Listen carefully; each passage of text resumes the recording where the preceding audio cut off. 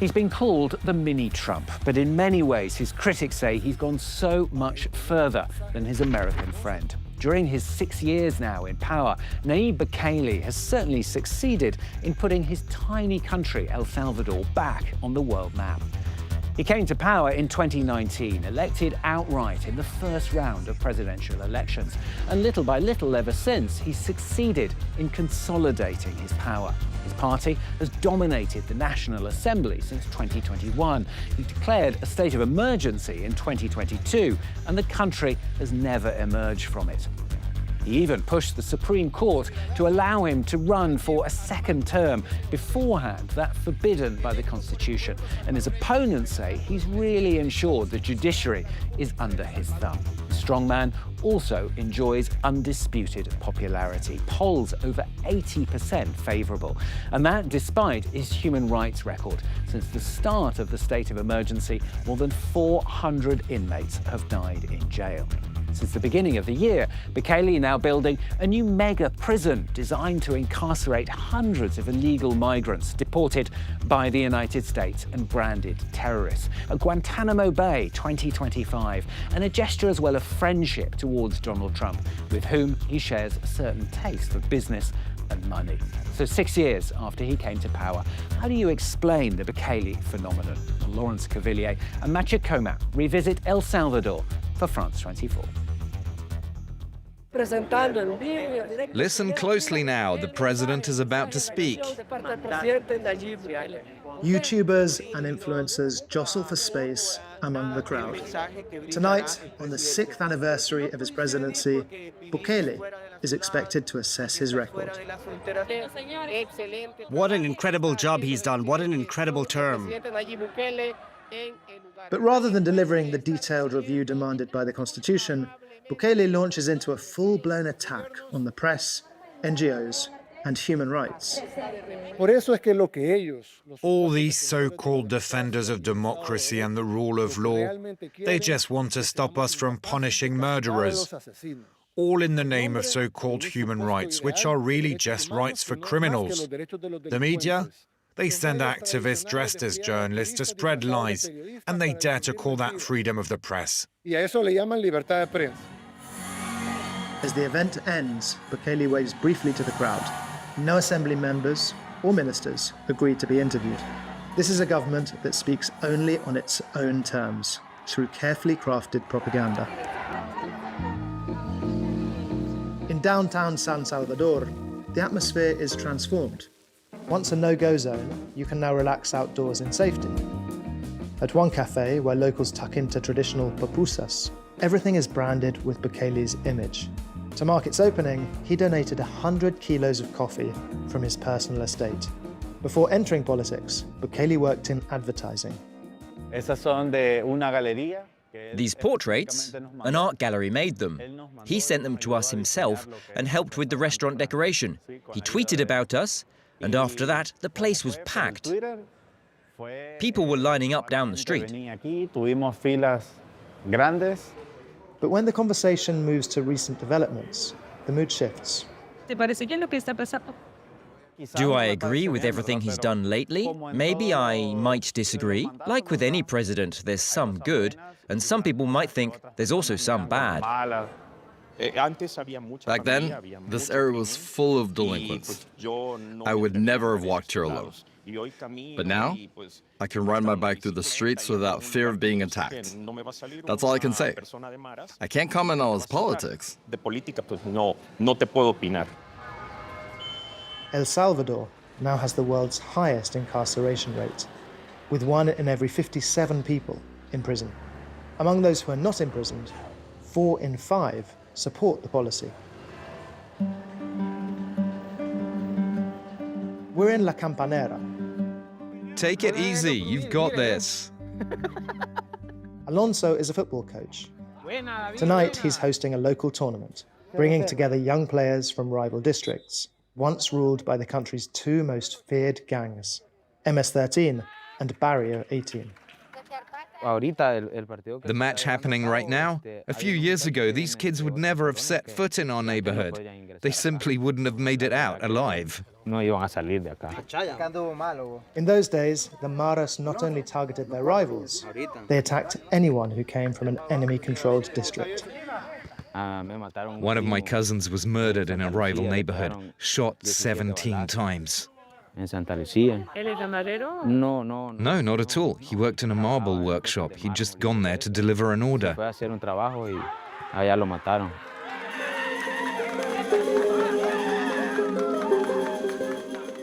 Back here in 2022, we were filming a nearby police operation. 7 members of Barrio 18 were arrested right in front of us. That was the start of the state of emergency, declared to dismantle the gangs that had terrorized Salvadorians for 2 decades. A decade ago, El Salvador was one of the most dangerous countries on earth outside war zones. The crackdown was effective. El Salvador now boasts the lowest homicide rate in the Americas. But what was meant to be a temporary measure has become the new normal. And soon, the arrests weren't just targeting gang members. Thousands were arbitrarily detained. Today, anyone critical of the regime can become a target. I'm a political prisoner. They're coming after me because of my investigations into government corruption. This is the voice of Ruth Lopez, head of the anti-corruption unit at Cristosal, one of the country's most respected human rights NGOs. She's not alone. Farmers protesting the seizure of their land were also arrested during peaceful demonstrations.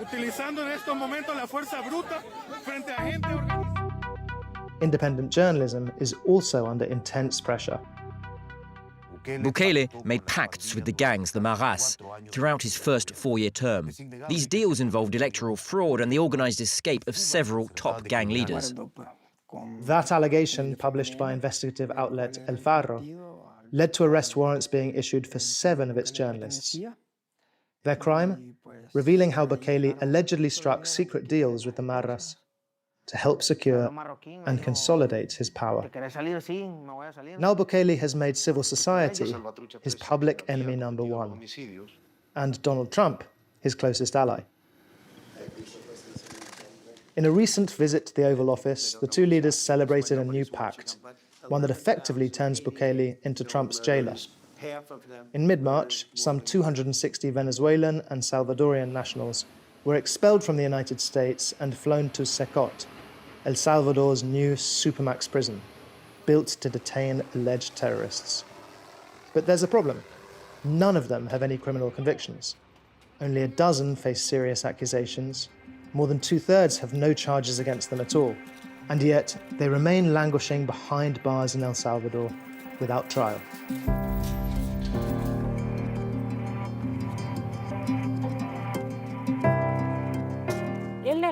My son was a huge supporter of Bukele.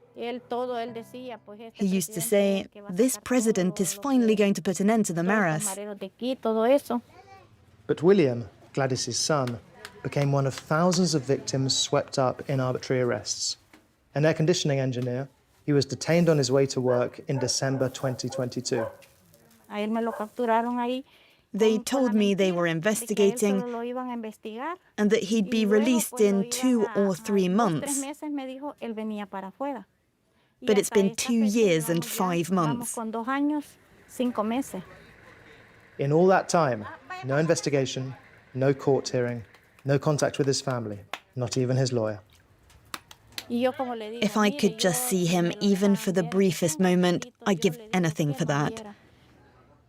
Sector 3, Cell 26. That's all I know about my son. I take that slip of paper with me every time I go to the prison. She recently received a medical report suggesting William now suffers from severe kidney failure. And she's gathered all the documents to prove his innocence. Official attendance records from his employer, a clean criminal record, and details of his personal life. I live in a state of constant stress. I can't sleep anymore. I know what's happened at Izalco prison. Mothers going back and forth for months, bringing food, asking for news of their sons. And no one ever told them, your son isn't here anymore. your son is dead. Gladys now looks after her grandson. Whenever she can, she makes the journey to the prison for any news. I'd like to know if you have any information. I was told my son is ill. Do you know if he's been taken to hospital? The guard says nothing, and our camera is clearly not welcome. You're filming without a permit. That's a criminal offence.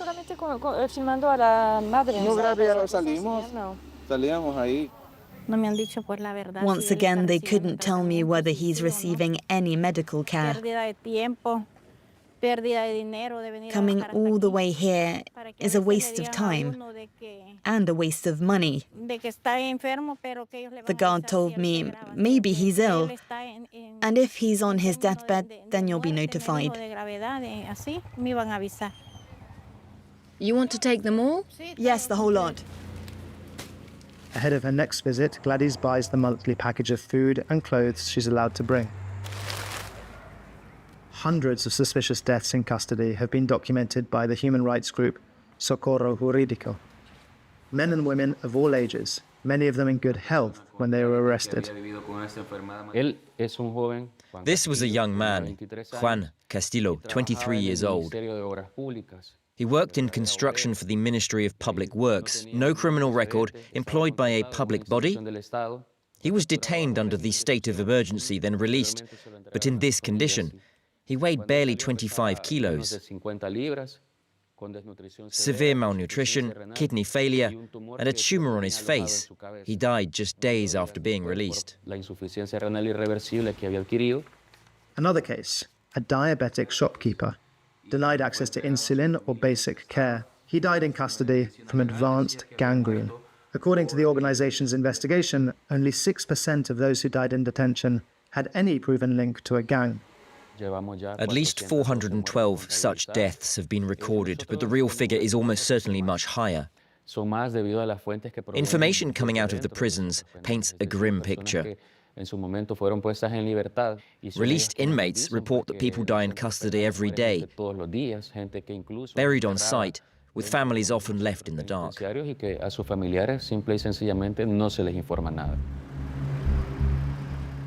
And the silence persists, fueled by fear of retaliation for speaking out.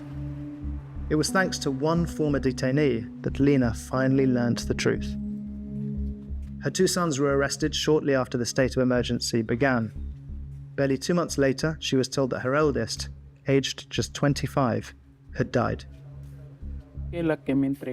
On the death certificate, they wrote what they always do, pulmonary edema. But when we saw my son's body, it was clear he'd been tortured. He was covered in bruises, marks from beatings all over him.